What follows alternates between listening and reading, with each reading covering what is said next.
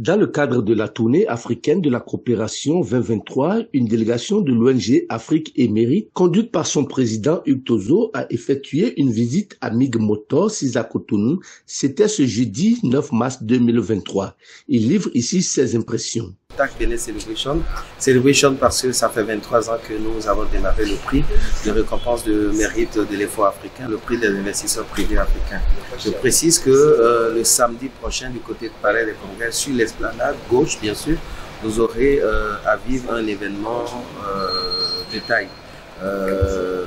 Benin Celebration, c'est les Béninois qui sont célébrés, c'est les Africains qui sont célébrés. De façon globale, je dirais simplement, c'est le talent, le savoir-faire qui est célébré. TAC Benin Celebration, c'est bien évidemment la promotion de l'excellence, des gloires et des fiertés.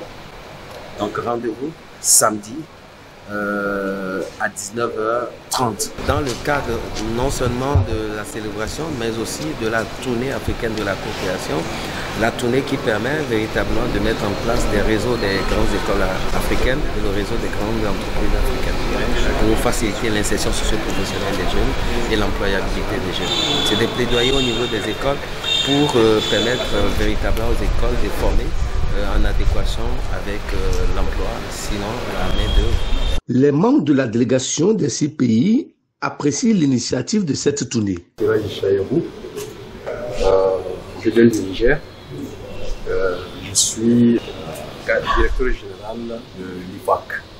L'IFAC, c'est l'Institut de formation, l'agro-industrie et du commerce. Cette tournée a une valeur très importante et que je dois le dire en un mot, parce que fondamentalement, nous assistons à une activité qui nous permet d'échanger, une activité qui nous permet de mutualiser, n'est-ce pas, nos connaissances, mais aussi qui nous permet, n'est-ce pas, de parler sur des choses, n'est-ce pas, les plus importantes dans le cadre de la gestion et pour l'amélioration, n'est-ce pas, de la qualité de la formation dans nos institutions de formation différentes. Alors, cela voudrait dire que il n'y a pas seulement que le côté visite, mais il y a le côté, n'est-ce pas, informationnel, mais le côté surtout, n'est-ce pas, formation et sensibilisation. Parce que nous sommes dans une dynamique aujourd'hui dont aucun pays et aucune école ne peut faire son évolution seule. L'Afrique a besoin de passage d'intégration pour atteindre, en tout cas, faire développer toute son potentialité. Et comme nous, en tant que formateurs, on a ce devoir-là de permettre cette ouverture d'esprit à notre jeunesse. Et je pense que la jeunesse en Côte d'Ivoire, la jeunesse au Bénin, la jeunesse au Burkina ont les mêmes situations de vie, les mêmes problèmes. Et il faut faire le tour de ces pays-là, prendre la réalité et essayer à notre niveau de trouver, on va dire, le moyen de réveiller cet esprit de combativité pour notre jeunesse africaine. Je suis le directeur général de l'Institut pratique de santé, la première école privée de formation de la santé au Niger. Alors, je me joins aux autres pour féliciter Hugues pour l'initiative. Mais surtout, je sais que d'aucuns vont se demander, mais qu'est-ce que des écoles font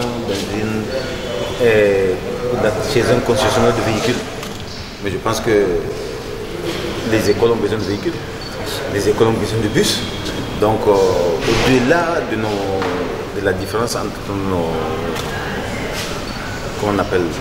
notre qualité professionnelle, je pense que nous sommes des entrepreneurs et nous et le concessionnaire de véhicules, parce qu'en venant ici, ça me donne des idées, ça me donne des ouvertures. Je pense qu'on ne doit pas s'arrêter seulement à ce que nous faisons comme école, mais nous devons voir aussi d'autres horizons pour pouvoir, comme les autres ont dit, pour que l'Afrique avance. Je suis Lucien Sendimba, je suis le directeur général gérant de la société IMAX FM de Niamey au Niger.